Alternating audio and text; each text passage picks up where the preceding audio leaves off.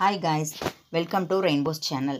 இந்த வீடியோவில் நம்ம யாரை பற்றி பார்க்க போகிறோம்னா, குழந்தைங்களுக்கு பிடித்த கார்ட்டூன் உருவாக காரணமான ஒருத்தரை பற்றி தாங்க பார்க்க போகிறோம். அவர் யாருன்னு தெரியுமா? அவர் தாங்க வால்ட் டிஸ்னி. நீங்கள் இன்னும் நம்ம சேனலை சப்ஸ்கிரைப் பண்ணலைன்னா சப்ஸ்கிரைப் பண்ணுங்கள். அப்படியே அந்த பெல் ஐக்கானை கிளிக் பண்ணுங்கள். வாங்க வீடியோக்குள்ளே போகலாம். வால்ட் டிஸ்னி 1901 டிசம்பர் மாதம் 5 சிகாகோவில் ஹெர்மோசா எலியாஸ் டிஸ்னிக்கும் ஜெர்மனிய மற்றும் ஆங்கில வம்சாவளியைச் சேர்ந்த ஃப்ளோரா கோஸ் டிஸ்னிக்கும் மகனாக பிறந்திருக்காங்க. 1906 வால்ட் டிஸ்னிக்கு 4 வயது இருக்கும்போது அவர்களோட குடும்பம் மீசேருக்கு சென்றுட்டாங்க. ஏன்னா அவரோட மாமா அங்கே நிலம் வாங்கி இருந்திருக்காருங்க. டிஸ்னி அங்கேயே அவரோட படம் வரைகிற திறனை வளர்த்துக்கிட்டாருங்க. டிஸ்னி அவர் வீட்டுக்கு பக்கத்தில் இருக்கிற ஹாஸ்பிட்டலுக்கு குதிரை படம் ஒன்றை முதலாக பணத்துக்காக வரைஞ்சிருக்காருங்க. அப்புறம் அவர் கலர் பென்சில், கிரையான்ஸ் இதையெல்லாம் வச்சு தன்னோட வரைகிற திறனை மேம்படுத்தி இருக்காருங்க.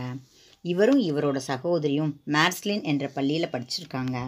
1911 கன்சாஸ் நகருக்கு போயிருக்காங்க. குரெய்டன் இலக்கண பள்ளியில் வால்டரும் அவரோட ஃப்ரெண்ட்ஸும் சேர்ந்து நட்பு ஏற்படுத்தி இருக்காங்க. டிஸ்னி தன்னோட வீட்டில் இருந்ததை விட இவரோட ரொம்ப டைம் ஸ்பெண்ட் பண்ணியிருக்காருங்க. தினமும் இவர் நியூஸ் பேப்பரை சேல் பண்ணியிருக்காரு. அந்த மாதிரி இவர் 6 வருஷம் பண்ணியிருக்காரு. அதனால் இவரால் படிப்பில் அதிக கவனம் செலுத்த முடியல. ஒவ்வொரு சனிக்கிழமையும் இந்த கேலி சித்திரம் வரைவதற்காக ஸ்பெஷல் கிளாஸுக்கெல்லாம் போயிருக்காருங்க. டிஸ்னி மென்கின்லே ஹையர் செகண்டரி ஸ்கூலில் சேர்ந்து அங்கே அவர் பள்ளி அளவில் செயல்படும் பத்திரிகையில் கேலி சித்திரம் வரையும் பணியில் சேர்ந்துருக்காருங்க. 2ஆம் உலகப் போர் சமயத்தில் சுதந்திர உணர்வை வெளிப்படுத்தும் கேலி சித்திரத்தை இந்த பத்திரிகையில் வரைஞ்சிருக்காருங்க. சிகாகோ அகாடமியில் இரவு படிப்பினை தொடர்ந்திருக்காரு. அப்புறம் 1920 டிஸ்னியும் ஐவெக்ஸும் சேர்ந்து ஒரு தொழிலை ஸ்டார்ட் பண்ணியிருக்காங்க. இந்த தொழிலில் இவங்களால் கஸ்டமரை சூப்பராக அட்ராக்ட் பண்ண முடியல. அதனால் இந்த தொழிலை விட்டுட்டு இவங்க அட்வர்டைஸ்மெண்ட் கம்பெனி ஒன்று ஸ்டார்ட் பண்ணியிருக்காங்க. இதை ஏவி குஹர் என்பவரோட தலைமையில் ஸ்டார்ட் பண்ணியிருக்காங்க. பின்னாளில் ஐவெக்ஸ் இவரோட ஜாயின் ஆகிட்டாங்க. அப்போ தான் டிஸ்னிக்கு அசைவு படத்தின் மீது ரொம்ப இன்ட்ரெஸ்ட் வந்ததுங்க. பின்பு டிஸ்னி தன்னோட சக ஊழியர்களோடு சேர்ந்து ஒரு புதிய கம்பெனியை ஸ்டார்ட் பண்ணாருங்க. கம்பெனியோட பெரும் பகுதியை நியூமேன் தியேட்டருக்கு செஞ்சு கொடுத்துருக்காங்க. இந்த வெற்றியின் மூலம் ஒரு ஓவிய அறையை வாங்கி அங்கே பல அசைவு பட நிபுணர்களை வேலைக்கு வச்சுருக்காங்க. 1923 டிஸ்னி ஹாலிவுட்டுக்கு போனார். அப்போது அமெரிக்காவில் கேலி சித்திரத்திற்கான கம்பெனி நிறைய இருந்துச்சுங்க. ஆனால் இவர் லாஸ் ஏஞ்சல்ஸ் நகரத்தை செலக்ட் செஞ்சார்.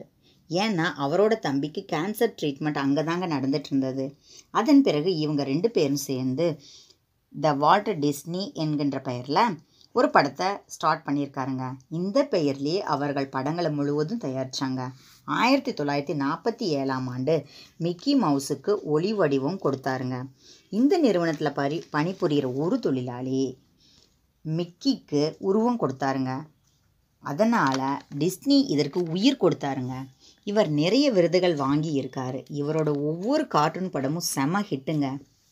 20ஆம் நூற்றாண்டில் கேளிக்கை உலகில் தனக்கென ஒரு தனி தாக்கத்தை ஏற்படுத்தியவருங்க டிஸ்னி.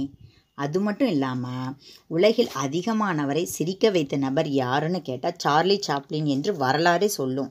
ஆனால் உயிரோடு உலா வந்து உலக மக்களை சிரிக்க வைத்தவர் சாப்ளின். அதே சமயத்தில் உயிரற்று ஒன்று சார்லி சாப்ளினுக்கு இணையாக உலகத்தை சிரிக்க வச்சிருக்கிறது என்பது உங்களுக்கு தெரியுமாங்க? உங்களுக்கு தெரியலனாலும் உங்கள் குழந்தைங்களுக்கு நான் சொல்கிற விஷயம் புரியும். சுமார் 85 ஆண்டுகளுக்கு முன்பு கேலி சித்திர உலகில் அடியெடுத்து வைத்து கற்பனை உலகை கொடிக்கட்டி பறக்க வைத்த அந்த கதாபாத்திரம் தாங்க மிக்கி மவுஸு. பெரியவர்களை கூட சிறியவர்களாக மாற்றி சிரிக்க வைத்த அந்த மந்திர கதாபாத்திரத்தை உருவாக்கியவர் தாங்க வால்ட் டிஸ்னி. இவர் 59 ஆஸ்கார் விருதுக்கான நியமனங்களையும் 26 விருதும் பெற்றிருக்காருங்க. இதுலேயும் என்ன ஒரு ஆச்சரியமான ஒன்றுன்னு பார்த்தா, ஒரே ஆண்டில் 4 விருது வென்றது தான் உலக சாதனைங்க. அப்புறம் 7 ஏமி விருதுகளை பெற்றுள்ளாருங்க. இவர் ஐக்கிய அமெரிக்க நாடுகளில் அமைந்துள்ள டிஸ்னி லேண்ட் பார்க்கு, டிஸ்னி உலக உல்லாச நகர பொழுதுபோக்கு பூங்கா, டோக்கியோ டிஸ்னி மற்றும் டிஸ்னி லேண்ட் சீனா போன்ற பூங்காக்களோட பெயர்காரனை கூட இவங்க தாங்க. இவரே டிஸ்னி புளோரிடாவில் தன் கனவு திட்டப்பணியான வால்ட் டிஸ்னி உலக உல்லாச நகரம் திறப்புக்கு சில வருடங்கள் முன்னாடியே 1966ஆம் ஆண்டு டிசம்பர் 15ஆம் தேதி டிஸ்னி லங்ஸ் கேன்சரில் இறந்துட்டாருங்க. இவர் வாங்கிய 4 ஆஸ்கார் விருதுகளில் 1 மட்டும் இவர் இறப்புக்கு பின்பு வழங்கப்பட்டதாக சொல்கிறாங்க. இன்னும் இவரை பற்றி எவ்வளவோ பெருமையாக பேசிக்கிட்டே போகலாம். இந்த வீடியோ உங்களுக்கு பிடிச்சிருந்தா லைக் பண்ணுங்கள், ஷேர் பண்ணுங்கள், கமெண்ட் பண்ணுங்கள். ஓகே, பாய்.